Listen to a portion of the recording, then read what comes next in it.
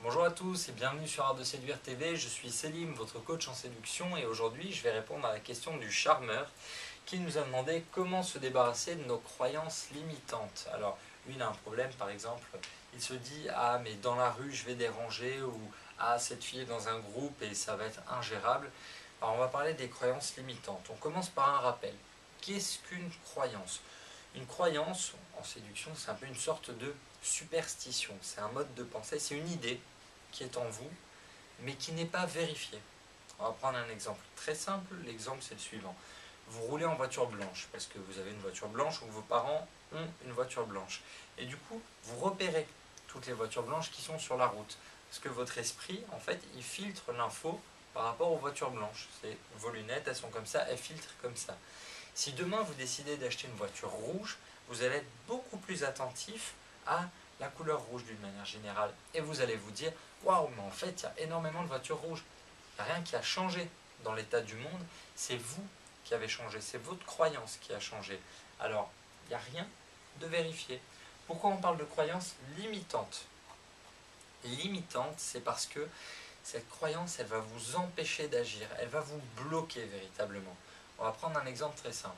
Si ce soir, je décide de sortir et que je prends un râteau par une grande blonde d'1,80 m, que 5 minutes après, je prends un râteau par une grande brune d'1,80 m, et qu'encore après, je prends un râteau par une rousse de plus d'1,80 m, je risque de me dire, bon, les grandes, c'est pas pour moi. Les grandes, elles préfèrent les grands, je n'ai aucune chance.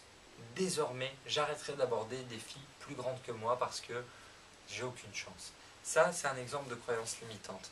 Limitante, ça va vous empêcher de tenter.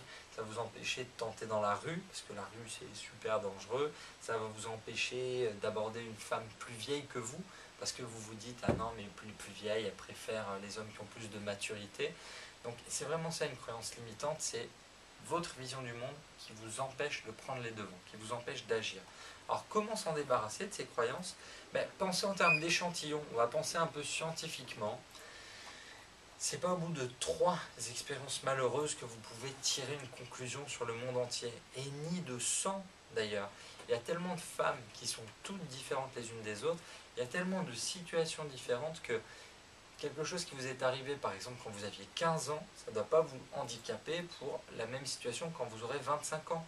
Il y a tellement de choses qui peuvent se passer, qui peuvent se débloquer, que vous ne devez pas en tirer de conclusion définitive. C'est surtout cet aspect définitif. Ne vous embarrassez pas avec des mots comme jamais, comme toujours. Personne ne m'aimera jamais, je réussirai jamais. Ou ah, c'est toujours les beaux gosses qui réussissent, c'est toujours les mecs riches qui réussissent. Ne vous embarrassez pas avec ça. Ça, ce sont des croyances limitantes. Prenez des histoires folles pour réussir à vous débarrasser de ces croyances limitantes. Pensez à des modèles, pensez à des mecs qui étaient mal barrés dans la vie, mais qui ont pourtant réussi à accomplir des trucs incroyables. Des histoires d'exploits, il en existe tous les jours. Moi, un exemple auquel j'aime bien me référer, c'est Usain Bolt qui a le dos complètement pété, il a une scoliose énorme, il ne devrait pas courir aussi vite et pourtant le mec est champion du monde, médaille olympique, il est fou. Des histoires comme ça, il y en a des dizaines. À vous de trouver votre modèle pour réussir ça. Et surtout, repensez par rapport à votre propre histoire. À un moment, vous avez fait un truc bien. Repensez à ces bons moments où vous avez réussi quelque chose et ça vous aidera à retrouver le courage nécessaire pour réussir la prochaine fois, pour vous lancer. Parce que oui, on va tous se planter à un moment ou à un autre, mais le courage, c'est de se dire, bon ok, j'ai déjà réussi des trucs comme ça, je peux le refaire, peut-être pas tout de suite, mais je vais y arriver. Ne vous laissez surtout pas abattre. Chaque fois que vous serez dans le doute, repensez à vos succès passés, et c'est comme ça que vous réussirez à vous débarrasser de vos croyances limitantes. Il y a toujours pire que vous qui réussit mieux que vous. Donc repensez à ces exemples-là. On se retrouve très bientôt sur artdeséduire.com, sur notre page Facebook, notre compte Twitter et abonnez-vous à la chaîne YouTube. A bientôt.